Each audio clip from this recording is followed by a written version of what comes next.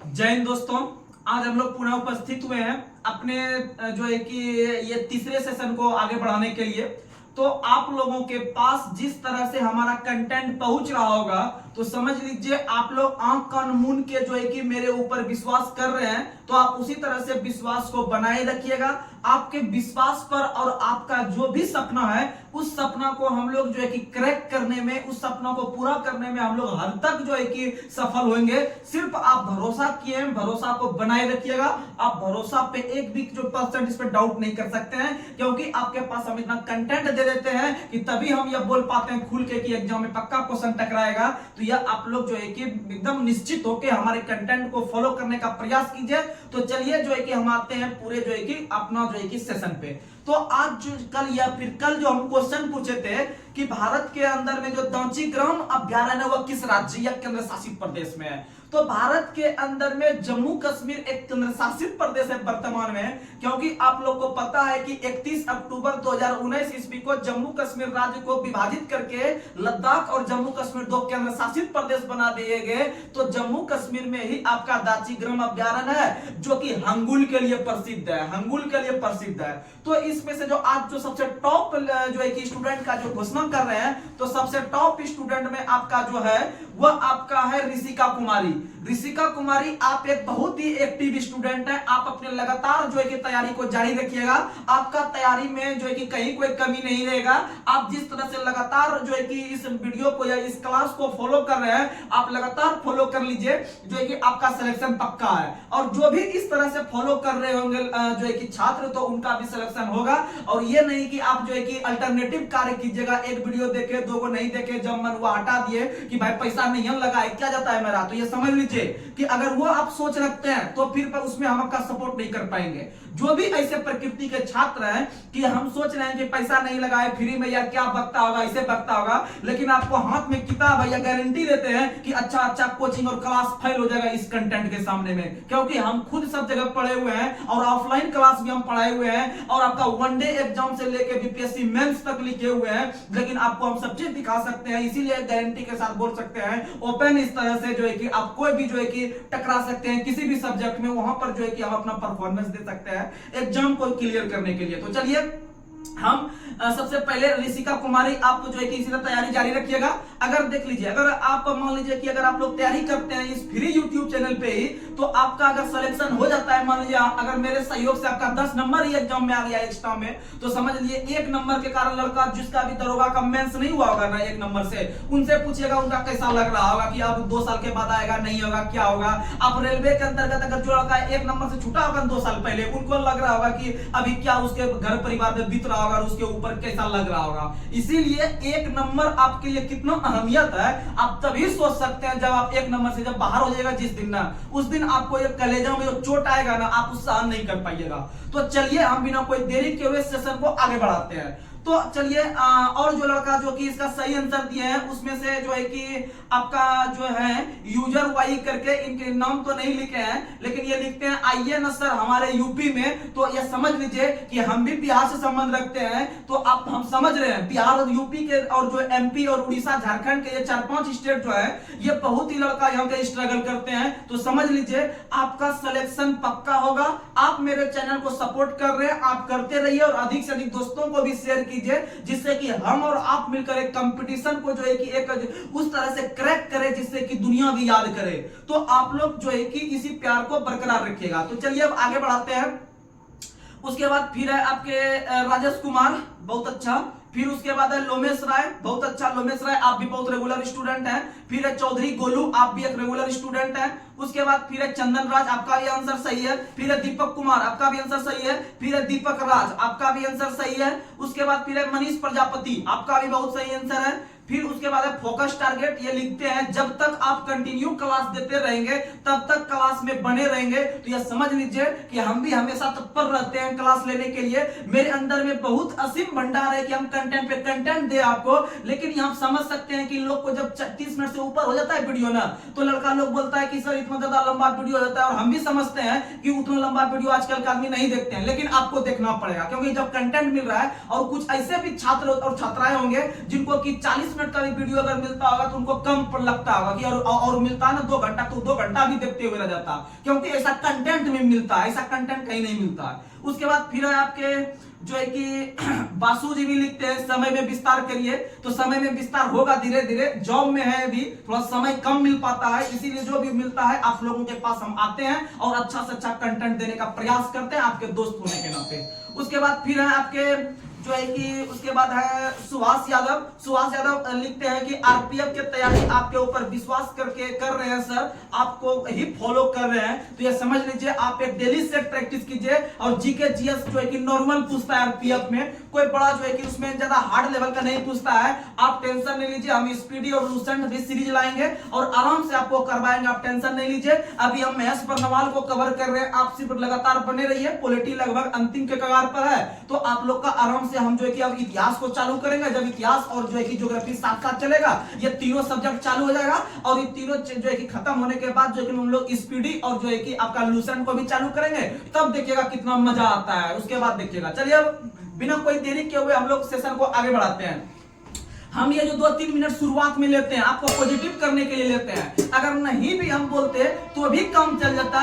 लेकिन बहुत सारे छात्र जो कि करने का मतलब जिनको अभी कोई जॉब वगैरह नहीं हुआ है, या फिर मतलब होता है कि अगर कोई तैयारी कर रहा होता है तो उनको घर का भी प्रेशर झेलना पड़ता है, घर से भी डेली फोन आता है। आपको यह हकीकत बताते हैं, मेरा भी कहानी कि जब जॉब नहीं लगा था तो घर से लगभग एक बार जरूर फोन आता था कि कोई फॉर्म निकला कि नहीं निकला, कौन सा एग्जाम कब है नहीं है, मतलब घर से आशा लगा के रखते हैं हमारे माँ पिताजी।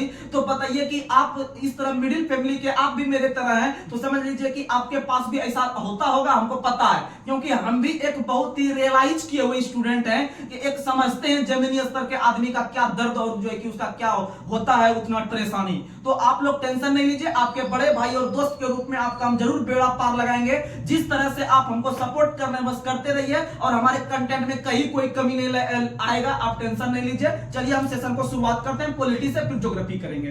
तो चलिए आप लोग को आज का पहला सवाल बताना है, सरदार सिंह स्वर्ण समिति। सरदार स्वर्ण सिंह समिति का स्थापना जो किया गया था, किस लिए किया गया था?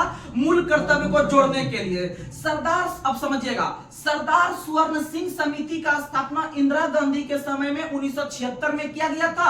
और 1976 में इसलिए किया गया था क्योंकि उस समय जो है कि मूल कर्तव्य की आवश्यकता थी। और आवश्यकता क्यों थी आपको हम थोड़ा सा बताना चाहते हैं, क्योंकि 1976 के समय में आपको पता होगा 1975 के आसपास भारत में आपातकाल लगा था। और आपातकाल जो लगा था 1975 में, उसका लगने का कारण था आपका आंतरिक अशांति। आंतरिक अशांति के तहत जो है कि आपातकाल भारत में 1975 में तीसरी बार लगा था।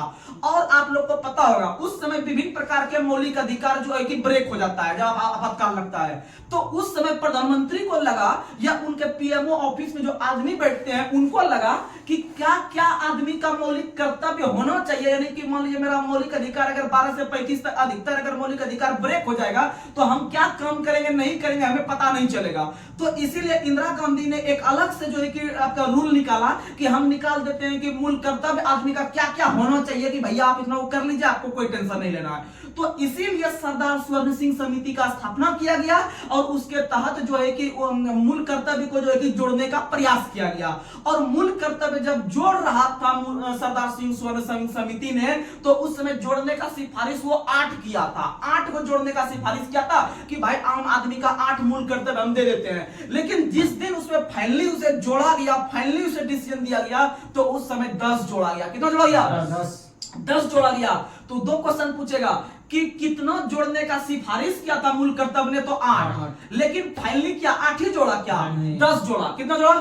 10 जोड़ा, यानी कि समझना है 10 जोड़ा। लेकिन वर्तमान समय में अगर मूल कर्तव्य देखें तो 11 है। कितना है? और 11वां मूल कर्तव्य जो जोड़ा गया है वह आपका बच्चों के लिए जोड़ा गया है, छोटे बाल बच्चों के लिए जिसका उम्र 6 से 14 वर्ष तक के आयु के बच्चे हैं, उसके लिए जो है कि निःशुल्क शिक्षा का जो मुहैया करवाया गया है वह करवाया गया है आपका जो है कि 86 86वां संविधान संशोधन 2002 के तहत और उसी के तहत जो है कि मौलिक अधिकार के अंतर्गत एक अनुच्छेद जोड़ा गया, अनुच्छेद 21 को याद रखने का प्रयास कीजिएगा। और मौलिक कर्तव्य 11वां भी वही चीज जोड़ा गया कि 6 से 14 वर्ष तक के आयु के बच्चों के लिए निःशुल्क शिक्षा दिलवाना उसके गार्जियन का काम है, याद रखने का प्रयास कीजिएगा। इसीलिए समझिएगा संविधान में मूल कर्तव्य एक भी नहीं था। 1976 में पहली बार जोड़ा गया और जोड़ा गया तो 10 जोड़ा गया और सिफारिश किया था 8 और जोड़ने के बाद 11वां नंबर का जोड़ा गया 2002 में 86वां के तहत, याद रखिएगा। और मौलिक कर्तव्य को या मूल कर्तव्य को जोड़ने का जो काम किया था सरदार स्वर्ण सिंह समिति ने, लेकिन मूल कर्तव्य को अंतिम रूप से भारत में लागू करने का जो काम किया, याद रखिएगा, JS वर्मा समिति। कहीं शॉर्ट में सिर्फ वर्मा समिति लिख देता है तो याद रखने का प्रयास कीजिएगा। यानी कि सरदार स्वर्ण सिंह समिति और वर्मा समिति दोनों का संबंध है मूल कर्तव्य से। वर्मा समिति लागू करवाने के लिए आया था और जोड़ने के लिए सरदार स्वर्ण सिंह समिति। अब आपको बता लेते हैं मूल कर्तव्य से आपसे क्वेश्चन नहीं छूटेगा, बस वही ऑब्जेक्टिव एक दो पूछेगा कि मूल कर्तव्य किस देश से लिए, तो रूस से। मूल कर्तव्य रूस से लिए हैं और मूल कर्तव्य की संख्या वर्तमान में 11 है। और आप लोग को यह भी हम एक दिन बता देंगे कि मूल कर्तव्य 1 से लेकर 11 किस में क्या क्या है, एक दिन हम चर्चा किए थे और फिर भी आगे कर देंगे, आप टेंशन नहीं लीजिएगा, लेकिन वहां से क्वेश्चन नहीं आता है। चलिए आगे बढ़ते हैं। अगला क्वेश्चन आप लोग को बताना है सरकरिया आयोग का संबंध किससे है, तो आप लोग को बता दे कि सरकरिया आयोग का संबंध केंद्र और राज्य के बीच संबंध को। आप लोग को पता होगा कुल 22 भाग है, 22 भाग में से एक भाग है भाग 11 और भाग 11 में केंद्र और राज्य के बीच संबंध का चर्चा मिलता है। और केंद्र और राज्य के बीच जो संबंध मिलता है वह आपका मिलता है अनुच्छेद जो है कि आपका लेकर जो है कि 245 से लेकर 265 तक अप्रॉक्स मिलता है, 263 तक मिलता है। तो उसी में से आप लोग को याद रखना है कि केंद्र राज्य संबंध को बढ़िया बनाने के लिए, उसके बीच का संबंध अच्छा बनाने के लिए पहली बार आप लोग को पता होगा कि विभिन्न प्रकार की समितियां आई और विभिन्न प्रकार के समिति में से एक समिति थी राजमन्नार समिति। राजमन्नार समिति का स्थापना 1969 में किया गया था। तमिलनाडु सरकार के द्वारा राजमन्नार समिति का स्थापना 1969 में किया गया था और 1969 के बाद उन्होंने अपना रिपोर्ट जो पेश किया था 1972 में पेश किया था। लेकिन इन्होंने सबसे बड़ी बात यह बोल दी थी कि हम भारत में आपका अंतर्राज्य परिषद का स्थापना होना चाहिए, अंतर्राज्य परिषद, लेकिन स्थापना इसका नहीं किया गया उस समय। लेकिन आगे चलकर एक और समिति आती है जो है कि आपका सरकरिया समिति। सरकरिया समिति 1983 में आती है। जिस वर्ष भारत ने वर्ल्ड कप जीता था उसी वर्ष सरकरिया समिति का स्थापना किया गया था और सरकरिया समिति ने भी सिफारिश किया था कि भारत में अंतर्राज्य परिषद का स्थापना किया जाए। और अंतर्राज्य कहने का मतलब है कि जो भारत के अंदर में विभिन्न प्रकार के राज्य है, उन दोनों के बीच भी अच्छा से सामंजस्य स्थापित हो सके। जैसे बिहार का पड़ोसी राज्य है झारखंड, यानी झारखंड और बिहार के बीच अच्छा रिलेशन रहे। जैसे आपका मध्य प्रदेश से कुल 5 राज्य सीमा साझा करती है, तो ये पांचों के बीच जो है कि अच्छा सीमा रहना चाहिए इसका विवाद। तो यानी अंतर्राज्य परिषद का स्थापना आगे चलकर जो हुआ था वह आपका सरकरिया समिति के सिफारिश पर हुआ था और सरकरिया समिति का स्थापना 1983 में हुआ था। और इन्होंने अपना रिपोर्ट जो पेश किया था राष्ट्रपति के पास वह पेश किया था 1987 में। और इसी रिपोर्ट को देखते हुए आगे चलकर 1990 ईस्वी में भारत सरकार के द्वारा पहली बार अंतर्राज्य परिषद का स्थापना किया गया। याद रखिएगा, अंतर्राज्य परिषद का स्थापना जो है कि इसका उल्लेख जो है अनुच्छेद 263 में और यह पहली बार जो भारत में स्थापना किया गया 1990 में किया गया। और अंतर्राज्य परिषद का जो स्थापना करते हैं वो करते हैं आपके भारत के राष्ट्रपति। करते कौन है? राष्ट्रपति। यानी स्थापना करते हैं भारत के राष्ट्रपति, लेकिन अध्यक्षता करते हैं प्रधानमंत्री। याद रखने का प्रयास कीजिएगा। और भारत में पहली बार 1990 में किया गया और किया जाता है अनुच्छेद 263 के तहत। चलिए अब आगे बढ़ते हैं। और केंद्र राज्य संबंध को लेकर एक और समिति थी, पुंछी समिति का स्थापना 2007 में किया गया था। तो ये सब चीज जो है कि याद रखने का प्रयास कीजिएगा। आगे बढ़ते हैं। अगला क्वेश्चन आप लोग को बताना है धर आयोग का संबंध किससे है, तो याद रखिएगा धर आयोग का संबंध जो था, धर आयोग का संबंध था राज्यों के पुनर्गठन से। आप लोग को हम जो है कि हम कहानी के माध्यम से 2 से 3 मिनट लेने का प्रयास करेंगे, आपका कॉन्सेप्ट हम क्लियर कर देंगे। माइंड में जो भी क्वेश्चन आएगा आराम से बना सकते हैं। आप लोग को बता दें, भारत के अंदर में जब भारत आजाद नहीं हुआ था जब भारत आजाद नहीं हुआ था, यानी कि भारत में जो शासन प्रशासन चलते थे वो ब्रिटेन के संसद के द्वारा चलते थे, यानी ब्रिटिश सरकार के द्वारा चलते थे, और समय समय पर विभिन्न प्रकार के अधिनियम लाकर भारत को चलाने का काम किया जाता था। और इसी क्रम में आप लोग को बता दे कि जब विभिन्न प्रकार के आपका आते थे, जो है कि ब्रिटेन से विभिन्न प्रकार के कानून आते थे, जैसे 1773 का रेगुलेटिंग एक्ट, 1892 का अधिनियम, 1909 का, 1919 का, 1935 का। तो इसी सब आने के क्रम में आप लोग को पता है कि आपका 1885 ईस्वी से पहले 1885 ईस्वी से पहले एक अधिनियम आया था जिसका नाम था एक्ट ऑफ सेटलमेंट। और एक्ट ऑफ सेटलमेंट जो आया था वो आपका आया था जो है कि 1781 में आया था। 1773 के अधिनियम को जो है कि कमी को दूर करने के लिए 1781 में एक्ट ऑफ सेटलमेंट आया था, और इसके बाद 1784 में पिट्स इंडिया एक्ट आया था। यानी इस तरह का विभिन्न प्रकार का अधिनियम आता था, लेकिन भारत में कोई विशेष इसमें परिवर्तन देखने के लिए नहीं मिलता था। तो इसे देखते हुए भारत के व्यक्ति का जब दिमाग खुला कि यह जो है कि विभिन्न प्रकार से मेरा शोषण कर रहा है, कुछ ज्यादा जो है कि हम लोग को फायदा नहीं मिल रहा है, तो पहली बार 1885 ईस्वी में भारतीयों के द्वारा जो है कि विभिन्न प्रकार के महापुरुष ने मिलकर जो है कि आपका एक संस्था का निर्माण किया, जिसे भारत राष्ट्र कांग्रेस नाम दिया गया, भारत राष्ट्र कांग्रेस। और भारत राष्ट्र कांग्रेस का हकीकत में इसलिए स्थापना किया गया था कि वह भारतीयों के लिए कुछ विशेष प्रकार की मांग करे, अर्थात भारत को एक प्रकार के आजाद कराने का जो है कि वहां पर उसका सपना था कि भारतीयों के हाथ में सत्ता दे दिया जाए। तो इसी क्रम में आप लोग को 28 दिसंबर 1885 को लॉर्ड डफरिन के काल में, उसमें गवर्नर जनरल हुआ करते थे लॉर्ड डफरिन, और एक व्यक्ति थे एओ ह्यूम का नाम सुनेंगे।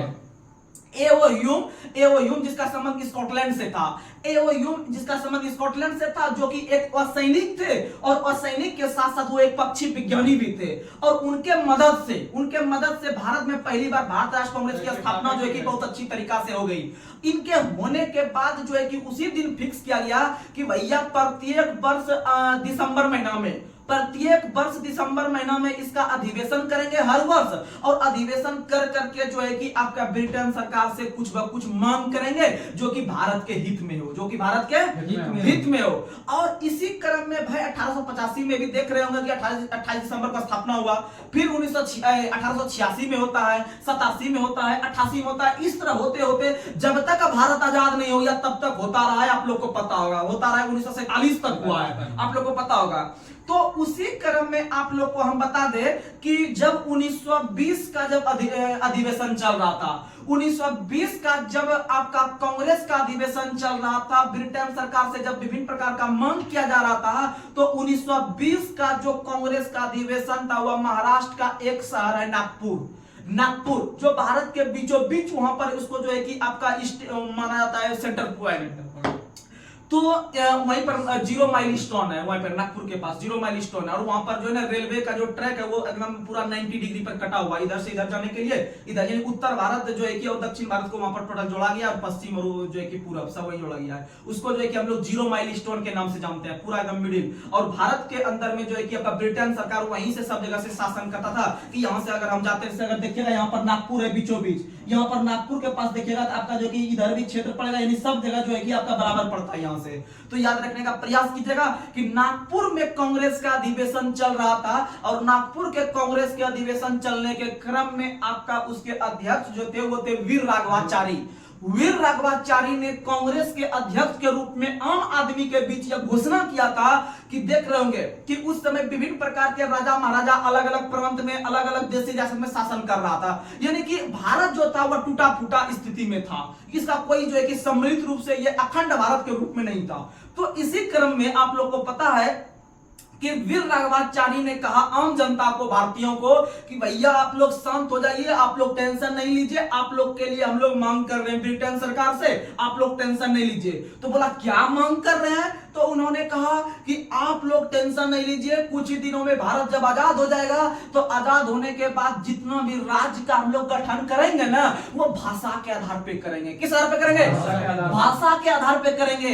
यानी मान लीजिए जैसे तमिलनाडु की तरफ के आदमी, साउथ के आदमी अगर तेलुगु भाषा बोलते हैं या तमिल भाषा बोलते हैं, तमिलनाडु भाषा तमिल बोलते हैं, तो उसको हम उसके आधार पे उसको एगो राज्य घोषित कर देंगे। जैसे आप लोग को पता होगा आंध्र प्रदेश का आदमी तेलुगु बोलता है तो उसको एक अलग राज्य घोषित कर देंगे। आपका केरल का आदमी अगर मलयालम बोलता है उसको एक अलग राज्य घोषित कर देंगे। तो बोला हाँ ये तो बहुत बढ़िया बात है, तब तो मजा आ जाएगा, तब तो कोई टेंशन ही नहीं रहेगा आम आदमी के बीच सामंजस्य स्थापित करने के लिए। तो बोला ठीक है, आदमी भी खुश हो गया, उधर वीर राघवाचारी भी खुश कर दिया। लेकिन जब समय बीतता गया, आगे बढ़ते गए जब भारत आजादी की ओर पहुंच गया, 1947 में जब पहुंच गया, जब भारत एक संप्रभुत्व राज्य बन गया, यानी जब आजाद हो गया भारत, तो उसके बाद जो है कि जब आम जनता ने जो है कि मांग करना शुरू कर दिया, क्योंकि आप लोगों को पता होगा कि आजादी के बाद जो जितना भी आपका प्रधानमंत्री रहे या राष्ट्रपति बने हैं सब कांग्रेस पार्टी से बने हैं, सब कांग्रेस पार्टी, क्योंकि पहली बार 1977 में गैर कांग्रेसी सरकार बनती है।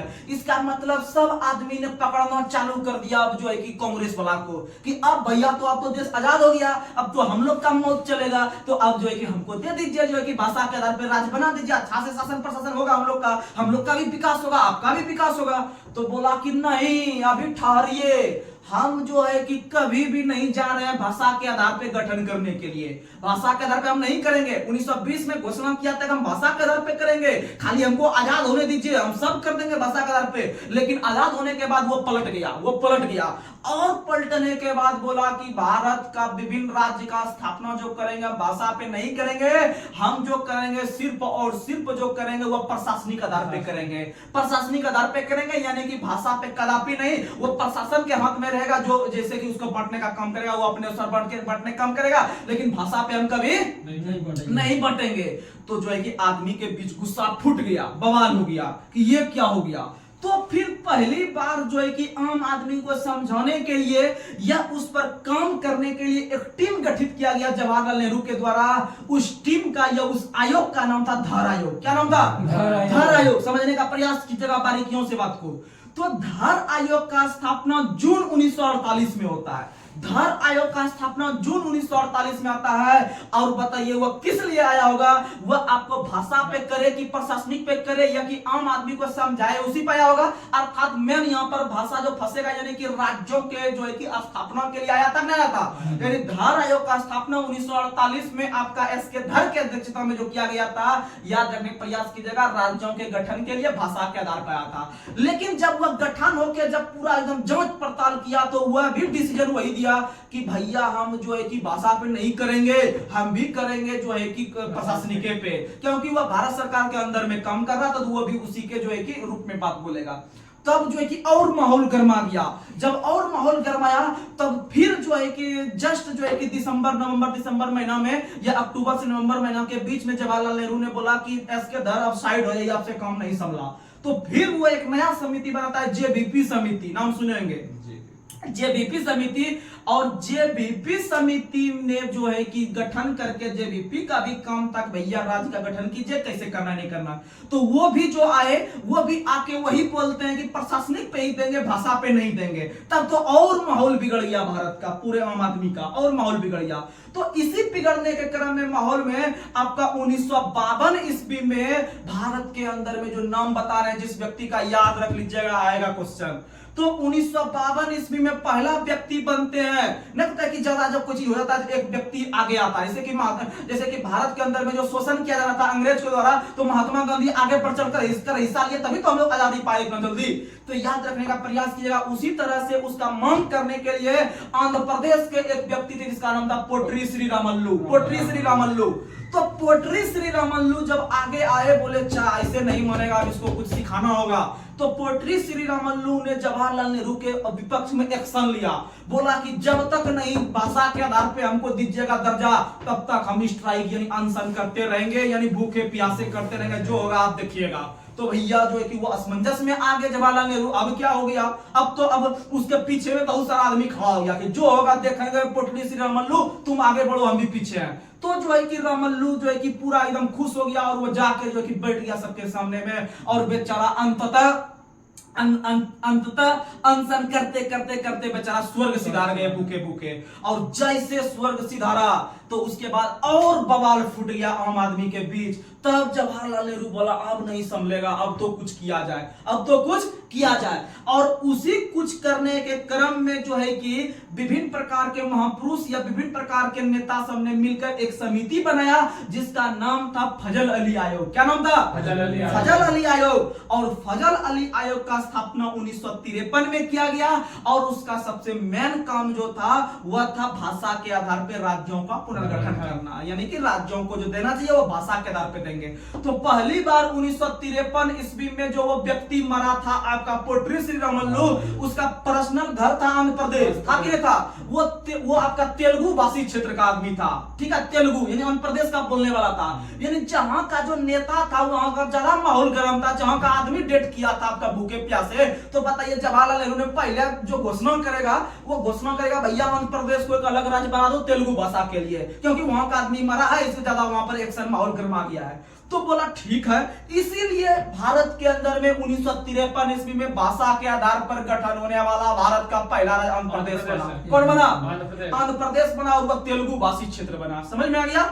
और वह जो बन रहा है वह फजल अली आयोग की सिफारिश पर, फजल अली आयोग की सिफारिश पर, फजल अली आयोग की सिफारिश पर भारत के अंदर में पहला राज्य जो बना वह बना आंध्र प्रदेश। लेकिन ये तो बन गया। उसके बाद जब आगे बढ़ने लगा तो 1956 ईस्वी में भारत सरकार के द्वारा संविधान संशोधन करके, अब तो उसको संशोधन करना पड़ेगा क्योंकि संविधान तो 1985 में लागू हो गया था और उस समय तो कहीं भाषा चीज लिखा हुआ था नहीं, इसीलिए जो है कि हुआ जो है कि संविधान संशोधन करके और 1956 ईस्वी में संविधान संशोधन किया, 7वां संविधान संशोधन। आप लोग को पिछले सेशन में भी 3 कंटेंट हम दे चुके हैं 7वां संविधान संशोधन के बारे में, जो रेगुलर होइएगा उसको 1 नंबर का मजा आ रहा होगा। तो याद रखिएगा 7वां संविधान संशोधन 1956 के तहत जवाहरलाल नेहरू ने संसद को बोला कि भैया जल्दी संशोधन करो और फटाफट इसको जो है फाइल बनाओ इसका। तो याद रखिएगा 7वां संविधान संशोधन 1956 के तहत आपको भाषाई के आधार पर जो है कि पुनर्गठित करके सबको जो है कि भाषा के आधार पर डिस्ट्रीब्यूट किया। और याद रखिएगा उसी क्रम में आंध्र प्रदेश का अगर बोलेगा कि गठन कब हुआ तो 1953 मारेंगे। आंध्र प्रदेश का गठन भाषा के आधार पर 1953, लेकिन आंध्र प्रदेश का अगर पुनर्गठन पूछेगा तो 1956, क्योंकि उससे संशोधन करके उसे पुनर्गठित करके 56 में एक राज्य का दर्जा दे रहा है। लेकिन पहली बार टेम्पोररी रूप से 1953 में उसे एक राज्य बना दिया गया था। याद रखिएगा वो माहौल को ठंडा करने के लिए। समझ में आ गया? तो इसी तरह चलते चलते 7वां संविधान संशोधन 1956 के तहत भारत में भाषा के आधार पर जो पुनर्गठन किया गया, 14 राज्यों को 14 भाषा के आधार पर दिया गया और 6 केंद्र शासित प्रदेश को 6 भाषा के आधार पर दिया गया। अर्थात भाषा के आधार पर गठित होने वाला प्रारंभ में राज्यों की संख्या 14 थी और केंद्र शासित प्रदेश की संख्या 6 थी। 6 याद रखने का प्रयास कीजिएगा। यहां तक समझ में आ गया होगा? तो इसीलिए थोड़ा समय लिए, लेकिन आपको समझ में आया होगा तो आप लोग जो है कि समझने का प्रयास कीजिएगा। चलिए आगे बढ़ते हैं। अगला क्वेश्चन आप लोग को बताना है, लोक लेखा समिति का स्थापना जो किया गया है वह लोक लेखा समिति का स्थापना कब किया गया है, तो लोक या फिर किससे संबंध रखता है तो आपको बताने का हम प्रयास करते हैं। लोक लेखा समिति, लोक लेखा समिति जो है, लोक लेखा समिति जो है इसका सबसे मुख्य काम है, आप लोग को पता होगा, लोक लेखा, लेखा यानी लेखा जोखा करना। अब मान लीजिए आपके पिताजी आपको पटना में रह के पढ़वा रहे हैं, ठीक है, आप पढ़ रहे हैं बड़े बड़े कोचिंग में और आप बोलते हैं कि महीना का हमको 10,000 रुपया भेजा कीजिए। इसका मतलब हकीकत में आपका 10,000 रुपया खर्चा है या नहीं है, आपको पिताजी दे देंगे बिना कुछ सोचे, कैसे मैनेज करके आपको पैसा मिल जाएगा। लेकिन हकीकत में आप मान लीजिए आप 5,000 सब में खर्चा हो रहा है, 5,000 का आप उड़ा रहे हैं फालतू का पैसा, तो इसका मतलब वो तो नुकसान है घर वाला का और आपका भी। लेकिन उसी चीज का जब पिताजी पे ज्यादा जो है कि बर्डन बढ़ने लगेगा, ज्यादा जब लोड बढ़ने लगेगा, तो वो भी सोचेंगे कि देखते हैं पता करके कि मेरा बेटा सही में इस 10,000 का यूज कर रहा है कि फालतू का तो नहीं उड़ा रहा है। यानी उसके लेखा जोखा का वो जांच करेगा, लेखा जोखा का जांच करेगा और उसके बगल का जो लड़का उसके पास रहता होगा उससे पूछेगा कि देखो रे उसको इतना पैसा देते हैं, वो सही में खर्चा करता है कि क्या करता है नहीं करता है, उसका कुछ रिपोर्ट तुम दो हमको। तो इसका मतलब दूसरा लड़का जो उसका रिपोर्ट देगा वो लोक लेखा समिति के रूप में काम कर रहा है। अर्थात समझने का प्रयास कीजिएगा, भारत के अंदर में जब संसद ने विभिन्न प्रकार के व्यक्ति को पैसा देता है खर्चा करने के लिए, विधायक को, सांसद को, प्रधानमंत्री को, यानी विभिन्न प्रकार के व्यक्ति को कि भैया लीजिए संचित निधि से पैसा खर्चा कीजिए, अपने क्षेत्र में जाके आप डेवलप करने का काम कीजिए। तो उसी क्रम में मान लीजिए 10 करोड़ रुपया दे दिया सांसद को। अब सांसद ने क्या किया, पैसा नहीं किया, इसका तो जांच होना चाहिए। तो उसी जांच करने के लिए लोक लेखा समिति आगे आता है किसी भी चीज की हकीकत में, और लोक लेखा समिति जो होता है उसका जांच करता है, और जांच करके जो है कि संसद के सामने या राष्ट्रपति के सामने उसका प्रतिवेदन सौंपता है कि भैया इसको इतना खर्चा दिया हुआ था पैसा, ये इतना रुपया खर्च किया है, इस पे कार्रवाई किया जाए, अगर घोटाला किया होगा तो उस पे कार्रवाई करेगा। अब यहां पर लग रहा होगा कि डायरेक्ट ये संसद से जाके मिला होगा, ये लोक लेखा समिति जो है ना डायरेक्ट जाके संसद या किसी से नहीं मिलता है, किसी विधायक से नहीं मिलता है। उसके अंदर में भी हम बता चुके हैं कि उसके अंदर में भी सीएजी काम करता है, बता चुके हैं। ये सब कंटेंट हम बार बार देखिए, कितना बताएंगे आपको, तो आप लोग रेगुलर बन के रहिएगा। तो सीएजी उसके अंदर में काम करता है, जिसका नाम है नियंत्रक एवं महालेखा परीक्षक। वो जाके उसका जांच करता है, वो जांच करके जो है कि देता है लोक लेखा समिति को, लोक लेखा समिति आगे बात को बढ़ाता है। अर्थात आप लोग को एक क्वेश्चन हम बताए थे, नियंत्रक महालेखा परीक्षक जो अपना रिपोर्ट देता है वो देता है लोक लेखा समिति को, और लोक लेखा समिति जो कि राष्ट्रपति के पटल पर रखने का काम करती है, याद रखिएगा। तो ये सब चीज था। और लोक लेखा समिति का जो स्थापना किया गया था भारत में पहली बार, वह 1919 अधिनियम के तहत 1921 में। और लोक लेखा समिति के जो अध्यक्ष होते हैं वह विपक्ष के नेता बैठते हैं, विपक्ष के, और विपक्ष के बैठेंगे तभी ना सत्ता पक्ष वाला का जांच करेगा कि झोल झाल नहीं कर रहा है कहीं पैसा का। तो इसीलिए याद रखिएगा कि लोक लेखा समिति के जो वर्तमान में अध्यक्ष है वह लोक लेखा समिति जो अध्यक्ष है वह अधीर रंजन चौधरी है। लोक लेखा समिति जो अध्यक्ष है वह अधीर रंजन चौधरी है। लोक लेखा समिति के जो अध्यक्ष है वह अधीर रंजन चौधरी है, जो कि कांग्रेस से हैं। और लोक लेखा समिति का जो सबसे मेन काम है वह जांच करना। क्या करना? जांच करना। और बता दें कि लोक लेखा समिति में कुल सदस्य की संख्या जो होती है, वह लोक लेखा समिति में कुल सदस्य की संख्या जो होती है वह आपका 22 होता है। कितना होता है? 22 में से 2 जगह से पहुंचते हैं, 22 में से 2 जगह से पहुंचते हैं। एक पहुंचते हैं आपके लोकसभा से, एक पहुंचते हैं राज्यसभा से। लोकसभा से जो पहुंचते हैं 15 और 7 पहुंचते हैं राज्यसभा से, 7 पहुंचते हैं। और इसी के संदर्भ में एक और समिति है प्राक्कलन समिति, इसको भी जो है कि लगले याद कर लेते हैं। प्राक्कलन समिति जो होता है वह हमारे संसद के सबसे बड़ी समिति होती है, सबसे बड़ी समिति। और सबसे बड़ी समिति में इन्हें समझिएगा कि इसमें सदस्य बहुत अधिक है तो उससे मतलब नहीं है, उसका काम बहुत बड़ा क्षेत्र है, इसीलिए उसे सबसे बड़ी संसद है। और सबसे बड़ी महत्वपूर्ण समिति जो बोलते हैं वह आपका बोलते हैं प्राक्कलन समिति को। और प्राक्कलन समिति का स्थापना इसलिए किया गया है कि जैसे आप लोग को पता होगा कि भारत के अंदर में हर एक वर्ष फरवरी महीना में आपका बजट पेश होता है, बजट पेश होता है। और बजट पेश होने के संदर्भ में आप लोग को पता है कि जैसे मान लीजिए कि आप लोग को पता है कि बजट में सरकार हमेशा सोचती है कि हम कम से कम पैसा जो है कि वो इन्वेस्ट करें किसी भी क्षेत्र में, यानी कि सरकार हमेशा बचाने के लिए पैसा। जैसे आप लोगों को पता होगा कि जैसे इस बार अभी आपका रेलवे का वैकेंसी मात्र मान लीजिए कि जैसे एलपी में 5000 दिया है वैकेंसी, तो इसका मतलब अगर 10,000 देता तो उसको ज्यादा पैसा खर्च होता। सरकार का जब 10,000 जॉब देना पड़ता, 10,000 खर्चा होता, लेकिन बजट में ही आपका कम पास हुआ तो वो कहां से देगा? नहीं देगा। तो इसका मतलब हमेशा सरकार सोचती है कि हम कम से कम सरकारी धन का खर्च करें, या कोई भी सोचेगा, वो भी एक इंसान है। और हम भी सोचते हैं कि हम अपना जो भी कमाते हैं उसमें से कम खर्चा करें, और ऐसा होना भी चाहिए। किसी भी इंसान के पास फालतू का पैसा नहीं खर्चा करना चाहिए। तो याद रखिएगा कि उसी तरह से भारत सरकार में के बजट में कैसे कमी लाया जाए, कैसे कम से कम पैसा में कम चलाया जाए, तो इसी के संदर्भ में प्राक्कलन समिति का स्थापना जो किया गया था 1950 में। कब किया गया था? 1950 में जो भारत सरकार के द्वारा करवाया गया था ना, एक व्यक्ति का नाम आता है आगे करवाने के लिए, जिसका नाम था जो भारत के पहले जो वित्त मंत्री बने थे, भारत के जो पहले वित्त मंत्री बने थे जॉन मथाई। भारत के पहले वित्त मंत्री बने थे जॉन मथाई, क्योंकि वित्त उसका कार्यभार दिया था, वित्त वाला उसको डिपार्टमेंट दे दिया था। इसीलिए यानी पैसा में कैसे कमी लाया जाए, इसीलिए वो सुझाव दे दिया भारत सरकार को, इन्हें कि फालतू में पैसा उड़ जाते हो। यानी कि जॉन मथाई के अध्यक्षता में आपका पहली बार प्राक्कलन समिति का स्थापना 1950 में किया गया था। और इसका सबसे मुख्य काम है बजट में या फिर पैसा में कैसे कम से कम कमी लाया जाए। और याद रखिएगा कि वर्तमान समय में जो प्राक्कलन समिति का अध्यक्ष है वह गिरीश बापट है। कौन है? गिरीश बापट है। और प्राक्कलन समिति के जो अध्यक्ष होते हैं वह सत्ताधारी दल के नेता होते हैं, सत्ताधारी के दल के नेता, और लोक लेखा समिति में विपक्ष विपक्षी नेता। लोक लड़का समिति में और दोनों का कार्यकाल 1 वर्ष। कितना वर्ष? 1 वर्ष होता है, याद रखने का प्रयास कीजिएगा। और दोनों को जो मनोनीत करने का काम करते हैं वो लोकसभा अध्यक्ष करते हैं। कौन करते हैं? लोकसभा अध्यक्ष करते हैं। और लोक लेखा समिति में बताए थे 22 सदस्य होता है, 15 और 7 के रेशियो में। उसी तरह से आपको पता है कि प्राक्कलन समिति जो होता है इसमें 2 जगह से नहीं पहुंचते हैं, इसमें सिर्फ और सिर्फ लोकसभा के सदस्य होते हैं। किसके सदस्य? लोकसभा के। और 30 का 30 जो होता है वो लोकसभा से होते हैं। 30 सदस्य होते हैं, 30 का 30 लोकसभा से। तो ये समझने का प्रयास कीजिएगा।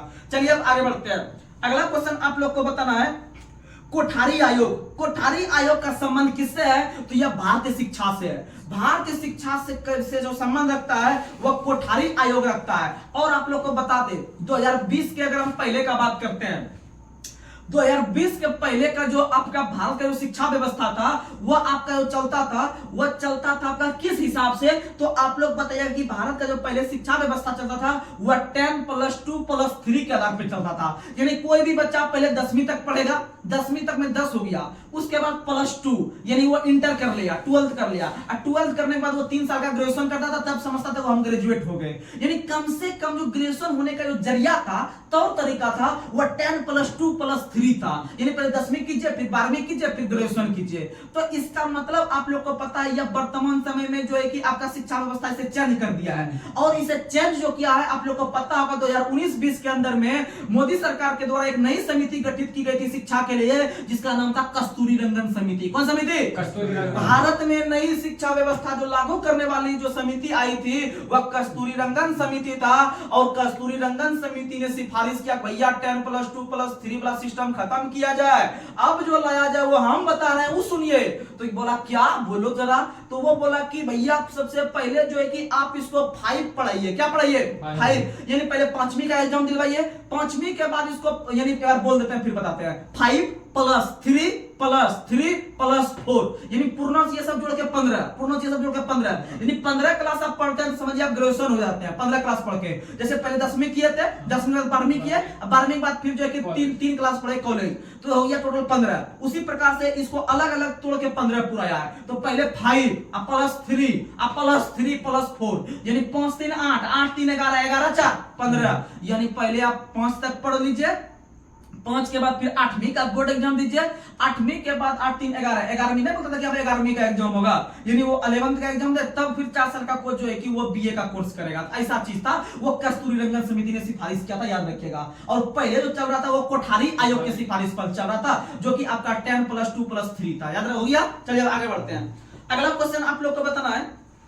अगला क्वेश्चन आप लोग बताइए भारत के अंदर में जो होता है आपका भारत सरकार का मुख्य प्रवक्ता कौन होता है? तो भारत सरकार का जो मुख्य प्रवक्ता होता है वो प्रधानमंत्री होता है। कौन होता है? प्रधानमंत्री। क्योंकि आप लोग को बता दे भारत के अंदर में जो प्रधानमंत्री होते हैं वो लोकसभा के बहुमत दल के नेता होते हैं, और उसका जो शपथ ग्रहण करवाते हैं वो भारत के राष्ट्रपति करवाते हैं, और वह जो त्याग पत्र देने का काम करता है वो अभी राष्ट्रपति को सौंपता है। अगर प्रधानमंत्री का जैसे 1977-78 ईस्वी में जो प्रधानमंत्री बने थे मोरारजी देसाई, वो त्याग पत्र देने वाले पहले प्रधानमंत्री बने थे भारत में। इसका मतलब जो त्याग पत्र दिया होगा वो राष्ट्रपति को दिया होगा, और उसे जो शपथ दिलाता है किसी भी राष्ट्रपति प्रधानमंत्री को, वह भी राष्ट्रपति शपथ दिलाता है। याद रखिएगा, त्याग पत्र भी राष्ट्रपति, शपथ भी राष्ट्रपति, प्रधानमंत्री के संबंध में। तो आप लोग को बता दे कि भारत के अंदर में जो प्रधानमंत्री होते हैं वह भारत सरकार का मुख्य प्रवक्ता होते हैं। कहने का मतलब समझिएगा, जैसे आप लोग जब न्यूज चैनल देखते होंगे तो बीजेपी के राष्ट्र प्रवक्ता के रूप में संबित पात्रा आता है आगे, यानी न्यूज चैनल पे डिबेट वगैरह करने के लिए कि हाँ भैया एक पट्टी कांग्रेस का बैठा देता है आदमी, एक पट्टी बीजेपी का आदमी बैठा देता है, ठीक है, प्रवक्ता दोनों में खूब लड़वाता है कि इसका मतलब वो टीआरपी वगैरह करने के लिए करवाता है, और कोई बड़ी बात नहीं है, सब एक ही है, आम जनता को सिर्फ बुर्बक बनाती है। इसीलिए हर एक आदमी को यह सोचने वाली बात होना चाहिए। तो आप लोग को बता दें कि भारत के अंदर में जो वो राष्ट्र प्रवक्ता के रूप में बीजेपी का जो वो समर्थन कर रहा है, वह आम टीवी चैनल पे आके जो है कि सबके समक्ष बोलता है कि बीजेपी 2024 के आम चुनाव में ये लाने वाली है, फलना ढकना करने वाली है। वह बोल रहा है, आम आदमी सुन रहा है, लेकिन ओरिजिनल में तो वह नहीं बोल रहा है। हो सकता है कि मोदी जी वो काम नहीं करे, लेकिन वो सपोर्ट करने के लिए आदमी बोलता है, उसका सिर्फ सपोर्ट करता है। लेकिन जब नरेंद्र मोदी को जब किसी देश के सामने में नरेंद्र मोदी जब देश के सामने में आके जो है कि बोलता है, जैसे 2020 में आप लोग को पता होगा नरेंद्र मोदी जो है कि टीवी पे आ गए और डायरेक्ट बोलते हैं कि हाँ मेरे भाइयों एवं बहनों, सोमवार 22 मार्च से जो है कि लॉकडाउन लग जाएगा पूरे भारत में, आप लोग अपने घरों से बाहर नहीं निकले। ऐसा था कि नहीं था? यानी वो एक प्रवक्ता के रूप में काम कर रहा है, पूरे भारत के लिए घोषणा कर रहा है। अर्थात भारत में भारत सरकार के राष्ट्र प्रवक्ता के रूप में जो काम कर रहा है वो ओरिजिनल प्रधानमंत्री होते हैं। कौन होते हैं? प्रधानमंत्री। और भारत सरकार के जो सभी प्रकार के नीति की घोषणा करती है, यानी आगे भारत सरकार क्या करने वाली है शिक्षा व्यवस्था में या रेल मंत्रालय में या अलग अलग चीज में, इस नीति की भी घोषणा करती है प्रधानमंत्री। कौन करती है? यानी भारत सरकार का जो राष्ट्र प्रवक्ता होते हैं वो प्रधानमंत्री होते हैं, और भारत सरकार के लिए जो नीति की घोषणा करते हैं, ये दोनों काम जो करते हैं भारत के प्रधानमंत्री करते हैं। भारत के प्रधानमंत्री करते हैं। और भारत के अंदर में प्रधानमंत्री की नियुक्ति भारत के राष्ट्रपति के द्वारा अनुच्छेद 75 के फर्स्ट के तहत, अनुच्छेद 75 के फर्स्ट के तहत, ये क्वेश्चन आपको हम क्लाउज बताते हैं, 4-5 को याद रखिएगा। भारत के अंदर में जो प्रधानमंत्री की नियुक्ति राष्ट्रपति करते हैं अनुच्छेद 75 के फर्स्ट के तहत, और जितने आप लोग को पता होगा जैसे अभी 18वीं लोकसभा होगा, 18वीं लोकसभा होने के बाद नव निर्वाचित वहां पर सभी प्रकार के मंत्री जाएंगे, मोदी के साथ सब शपथ ग्रहण करेंगे। यानी आप लोग को पता है कि भारत के अंदर में जितने भी मंत्री परिषद के सब नए नए सदस्य रहेंगे वह राष्ट्रपति के पास जाएंगे और राष्ट्रपति के समक्ष जाके जो है कि अपने अपने मंत्रालय का जो है कि प्रसाद पर्यंत पद धारण करेंगे। प्रसाद पर्यंत पद, जैसे अभी वर्तमान में भारत के जो कानून मंत्री है अर्जुन राम मेघवाल है, हो सकता है इस बार भी जीत के पहुंच जाए और वहां पर उसको वही पद मिल जाए या कोई भी पद मिल जाए, तो वह जो पद लेने के लिए जाएगा वह एक प्रसाद पर्यंत के पद के रूप में धारण करेगा राष्ट्रपति के सामने। लेकिन अब यहां पर बहुत लोगों के माइंड में आता है क्या प्रसाद पर्यंत पद का मतलब होता है कि राष्ट्रपति जब चाहे उसे प्रसाद के रूप में खा ले, यानी प्रसाद पर्यंत पद का मतलब यही होता है कि जब खा ले। जैसे राज्यपाल की नियुक्ति आपका करते हैं राष्ट्रपति, यानी कि राष्ट्रपति के विवेक पर निर्भर है, राष्ट्रपति के मन पर निर्भर है कि जब चाहे वो राज्यपाल को हटा सकता है या कुछ भी कर सकता है।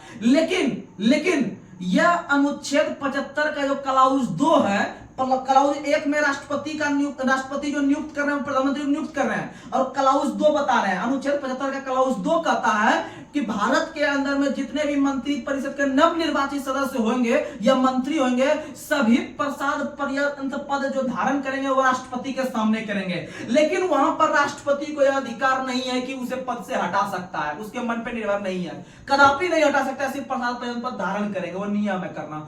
और 75 का 3 बताते हैं कि बहुत ही महत्वपूर्ण है। अनुच्छेद 75 का क्लाउज 3 यह कहता है कि भारत के अंदर में आपका जो लोकसभा होते हैं वह आप लोग को पता है कि लोकसभा के जो उत्तरदायी होते हैं या लोकसभा के जो सामूहिक रूप से उत्तरदायी होते हैं वो मंत्री परिषद होते हैं। यानी मंत्री परिषद जो है वो लोकसभा के सामूहिक उत्तरदायी होता है, याद रखने का प्रयास कीजिएगा। यह 75 का 3 हो गया, 75 का 3, यानी कि आप लोग को पता है कि मंत्री परिषद सामूहिक रूप से लोकसभा के प्रति उत्तरदायी होता है, पता है ये चीज। अनुच्छेद 75 का 3 हो गया। और अनुच्छेद 75 का 4 कहता है कि सभी प्रकार के मंत्री जो है वह आपका राष्ट्रपति ने शपथ दिलाएगा, राष्ट्रपति इसको क्या करेगा? शपथ दिलाएगा। यानी 75 का 2 और 75 का 4 दोनों एक ही तरह का है। 75 के 2 के तहत प्रसाद पर्यंत पद धारण करेंगे, क्योंकि आप लोग को पता है कि शपथ और प्रसाद पर्यंत पद में अंतर है। प्रसाद पर्यंत पद 75 का 2 और 75 का 4 हो जाएगा शपथ, और 75 का जो 5 हो जाएगा वह हो जाएगा कि भारत के अंदर में कोई भी मंत्री अगर बनता है तो वह चाहे तो लोकसभा का सदस्य रहता है या तो राज्यसभा का सदस्य रहता है। लेकिन आप लोग को हम बता चुके हैं अगर किसी भी सदन का सदस्य अगर नहीं है भी है वो व्यक्ति, तो वो भी मंत्री बन सकता है, जहां तक कि प्रधानमंत्री भी बन सकता है। लेकिन अनुच्छेद 75 का 5 कहता है कि भैया अधिक से अधिक 6 महीना तक आप बना सकते हैं। कितना महीना? 6 महीना, इससे ज्यादा कोई भी व्यक्ति जो है कि नहीं बन सकता है। अगर उसे आप बनाते हैं 6 महीना के बाद तक भी उसे हम उस पद पर अगर देखना चाहते हैं तो उसको कहीं ना कहीं आप खड़ा करके उसके जितवा के आप पहुंचा दीजिए, आप उसको 5 साल रखवा लीजिए, कोई दिक्कत नहीं है। लेकिन अगर नहीं जीत पाता है तो 6 महीनों के बाद उसे हटना पड़ेगा। अगला क्वेश्चन, और अनुच्छेद 75 का 6 जो कहता है सभी प्रकार के मंत्री की वेतन भत्ता। चलिए अब आगे बढ़ते हैं, आगे आते हैं हम लोग ज्योग्राफी का महत्वपूर्ण इंपोर्टेंट क्वेश्चन ले लेते हैं 10-20, उसके बाद फिर हम लोग आगे बात करेंगे। अगला क्वेश्चन आप लोग को बताना है, अगला क्वेश्चन आप लोग बताइए, भारत का सबसे बड़ा वनस्पति उद्यान कौन सा है? तो याद रखिएगा, भारत का सबसे बड़ा जो वनस्पति उद्यान है वह कोलकाता के अंदर में स्थित है, जिसका नाम है जगदीश चंद्र बोस उद्यान। जगदीश चंद्र बोस उद्यान आपका भारत के अंदर में सबसे बड़ा वनस्पति उद्यान है, वो कलकत्ता में स्थित है। कहां स्थित है? कलकत्ता में। और कलकत्ता शहर का स्थापना जॉर्ज चार्नोक के द्वारा 1690 में किया गया था। 1690 में किया गया था। आगे बढ़ते हैं। अगला क्वेश्चन, काजीरंगा राष्ट्रीय उद्यान। काजीरंगा राष्ट्रीय उद्यान जो है वह भारत के किस राज्य में स्थित है? तो काजीरंगा राष्ट्रीय उद्यान जो है वह भारत के आपके असम में स्थित है। काजीरंगा कहां में है? असम में। एक ही सेशन करेंगे, दो नहीं करेंगे। तो याद रखिएगा कि काजीरंगा राष्ट्रीय उद्यान जो है वह भारत के किस राज्य में स्थित है? असम में। और यह एक सिंह वाला गेंडा के लिए प्रसिद्ध है। एक सिंह वाला गेंडा के लिए प्रसिद्ध है। रखिएगा, एक सिंह वाला गेंडा। एक सिंह वाला गेंडा, गेंडा को इंग्लिश में कहते हैं राइनो। क्या कहते हैं? राइनो। और याद रखिएगा, प्रत्येक वर्ष जो राइनो दिवस या गेंडा दिवस मनाते हैं 22 सितंबर को। कितना सितंबर? 22 सितंबर को मनाते हैं। याद रखने का प्रयास कीजिएगा, याद रखने का प्रयास कीजिएगा। अगला क्वेश्चन आप लोग को बताना है, जीवाश्म नेशनल पार्क जो है वह किस राज्य में स्थित है? जीवाश्म नेशनल पार्क मध्य प्रदेश के मंडला जिला, मध्य प्रदेश के मंडला जिला में जीवाश्म नेशनल पार्क है। लेकिन आपसे क्वेश्चन पूछे, would fossil park, would fossil park जो है वह जैसलमेर में है। वुड फॉसिल पार्क आपका जैसलमेर राजस्थान में है। और जैसलमेर को हम लोग जो जानते हैं वह आपका स्वर्ण नगरी के नाम से जानते हैं। स्वर्ण नगरी के नाम से, यानी याद रखिएगा कि उसे हम लोग गोल्डन सिटी के नाम से जानते हैं, गोल्डन सिटी। लेकिन बहुत बच्चा के माइंड में आ गया होगा, तब अमृतसर क्या करेगा? हवा जाएगा। हाँ, तो हवा में जाएगा। आप लोग को बता दे, गोल्डन टेम्पल वो आपका अमृतसर को कहते हैं। गोल्डन टेम्पल भले अमृतसर पंजाब में स्थित है, लेकिन गोल्डन नगरी या फिर गोल्डन सिटी या फिर सुनहरा शहर, ये तीनों के नाम से जानते हैं जैसलमेर को। क्या जानते हैं? जैसलमेर को जानते हैं। याद रखने का प्रयास कीजिएगा। और याद रखिएगा, जैसलमेर में ही आप लोग को पता है कि वुड फॉसिल पार्क स्थित है। वुड फॉसिल पार्क स्थित है जैसलमेर में। आगे बढ़ते हैं। अगला क्वेश्चन, कान्हा राष्ट्रीय उद्यान किस राज्य में है? मध्य प्रदेश। कान्हा किस लिए राष्ट्रीय उद्यान मध्य प्रदेश में है? और यह आपका रॉयल बंगाल टाइगर के लिए प्रसिद्ध है। रॉयल बंगाल टाइगर के लिए प्रसिद्ध है। और एशियाई शेर के लिए प्रसिद्ध है वो गिर गुजरात में स्थित है। वो एशियाई शेर के लिए प्रसिद्ध है। एशियाई शेर के लिए प्रसिद्ध है। और हाथी के लिए पेरियार केरल। हाथी के लिए पेरियार केरल। हाथी के लिए पेरियार केरल। और भारत के अंदर में एक अभ्यारण्य है बन्नेरघट्टा राष्ट्रीय उद्यान। बन्नेरघट्टा राष्ट्रीय उद्यान कर्नाटक में है। बन्नेरघट्टा राष्ट्रीय उद्यान कर्नाटक में है, जो कि तितली के लिए प्रसिद्ध है। तितली के लिए, तितली जो उड़ता है हवा में। आगे बढ़ते हैं। अगला क्वेश्चन, नमदफा राष्ट्रीय उद्यान किस राज्य में है? अरुणाचल प्रदेश में। नमदफा राष्ट्रीय उद्यान अरुणाचल प्रदेश में है। याद रखिएगा।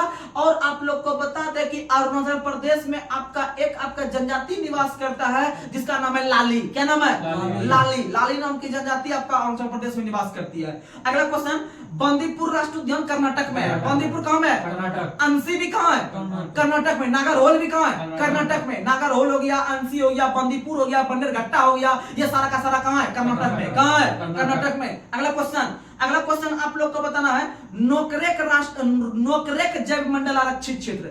नोकरेक जैव मंडल आरक्षित क्षेत्र जो है वो मेघालय में है। कहां में है? मेघालय में है। और आप लोग को पता है बाल फकरम भी मेघालय में है। बाल फकरम भी कहां है? मेघालय में। बाल फकरम हो गया और नोकरेक हो गया। याद रखिएगा, दोनों मेघालय में है। और मेघालय में सबसे अधिक वर्षा होती है पूरे विश्व में। और मेघालय का एक स्थान है, आप लोग को पता है, वह आपका कौन सा है? मासिनराम और चेरापूंजी में सबसे अधिक वर्षा होती है। लगभग 1000 जो है कि मीटर से भी ज्यादा वहां पर 1000 सेंटीमीटर से भी ज्यादा वहां पर बारिश हो जाती है। और याद रखिएगा, वहां पर 3 पहाड़ी है, आपका गारो, खासी, जयंतिया।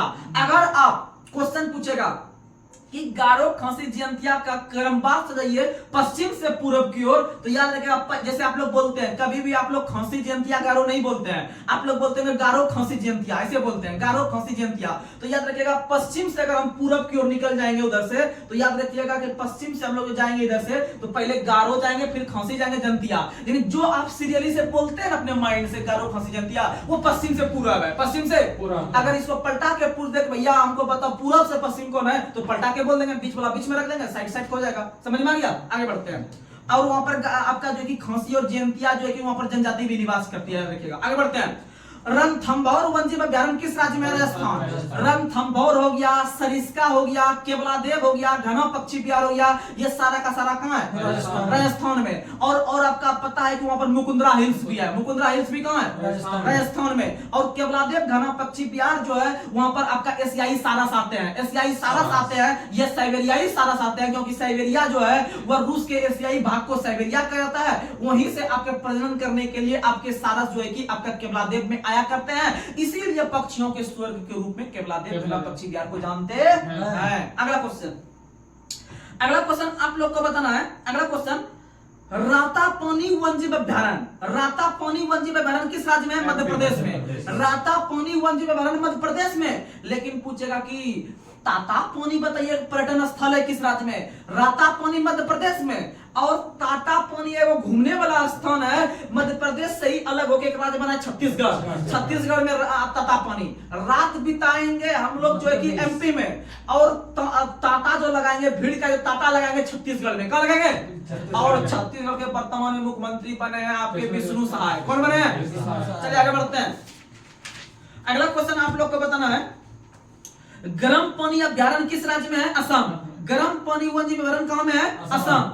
गर्म पानी वन्यजीव अभ्यारण्य असम में है, याद रखने का प्रयास कीजिएगा। रायमोना भी कहां में है? असम में। और काजीरंगा भी कहां है? असम में। काजीरंगा भी कहां है? असम में, जो कि एक सिंह वाला गैंडा के लिए प्रसिद्ध है। अगला क्वेश्चन आप लोग को बताना है, नीलगिरी तहर दिवस कब मनाते हैं? नीलगिरी तहर दिवस। नीलगिरी तहर दिवस जो मनाते हैं वह मनाते हैं जो है कि प्रत्येक वर्ष जो मनाते हैं वह मनाते हैं 7 अक्टूबर को। कितना अक्टूबर?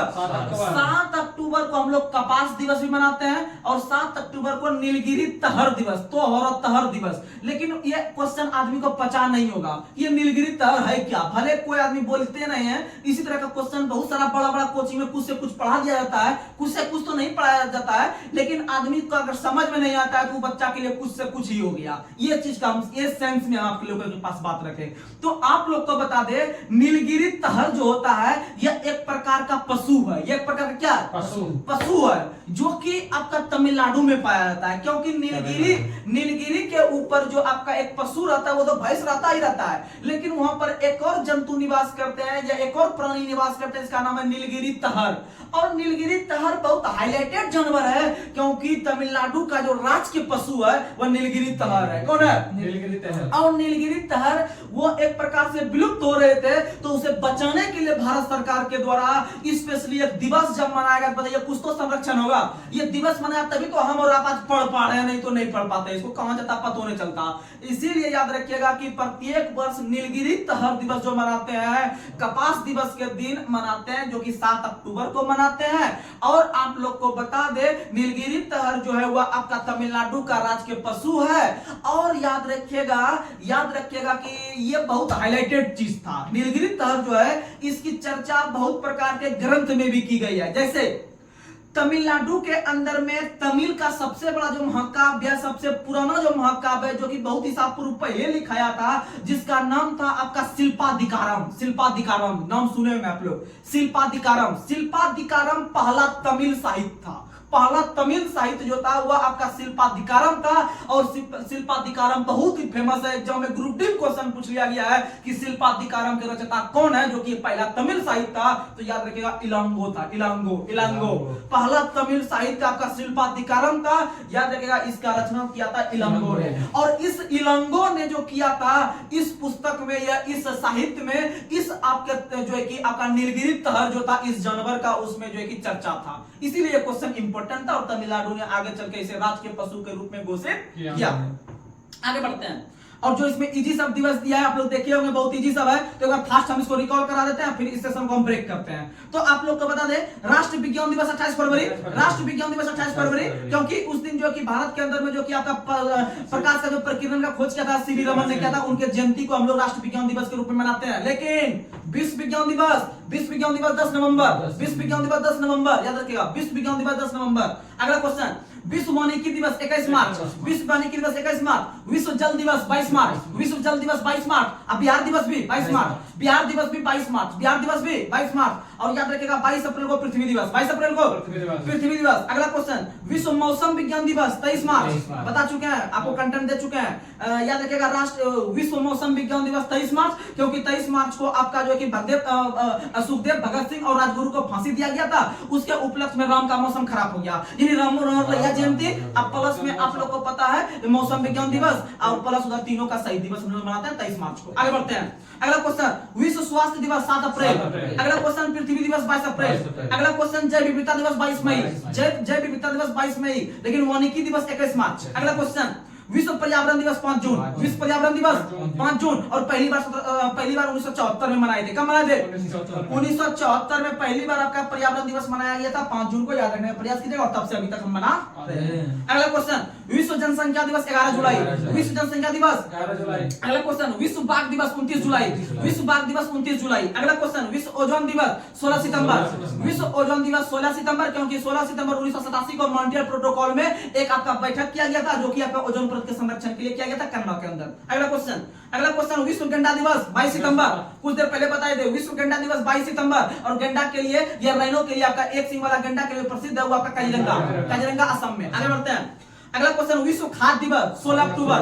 विश्व खाद्य दिवस 16 अक्टूबर। विश्व खाद्य दिवस 16 अक्टूबर, क्योंकि 16 अक्टूबर 1945 को विश्व खाद्य कार्यक्रम का स्थापना हुआ था, जिसे हम लोग जो है कि FAO के नाम से जानते हैं। इसका मुख्यालय रोम में, रोम टाइबर नदी किनारे। अगला क्वेश्चन आप लोग को बताना है, संयुक्त राष्ट्र दिवस कब मनाते हैं? 24 अक्टूबर। 24 अक्टूबर को संयुक्त राष्ट्र दिवस मनाते हैं, और संयुक्त राष्ट्र दिवस के दिन हम लोग को पता है कि पोलियो दिवस मनाते हैं। पोलियो दिवस। अगला क्वेश्चन आप लोग को बताना है, विश्व पर्यावरण संरक्षण दिवस। पर्यावरण संरक्षण 26 नवंबर, जिस दिन हम लोग संविधान दिवस मनाते हैं, उसी दिन राष्ट्रीय पर्यावरण संरक्षण दिवस भी मनाते हैं, याद रखिएगा। लेकिन मौसम विज्ञान दिवस 23 मार्च। विश्व मौसम विज्ञान दिवस 23 मार्च। मौसम विज्ञान दिवस 23 मार्च, यानी कि राम का मौसम खराब। हाँ ठीक है। अगला क्वेश्चन, मानवाधिकार दिवस 10 दिसंबर। मानवाधिकार दिवस, और राष्ट्रीय मानवाधिकार का जो राष्ट्रीय मानवाधिकार के जो वर्तमान में अध्यक्ष है, राष्ट्रीय मानवाधिकार आयोग के जो वर्तमान में अध्यक्ष है अरुण कुमार मिश्रा। एक और अरुण बताए थे ONGC का एक और अरुण बताए थे।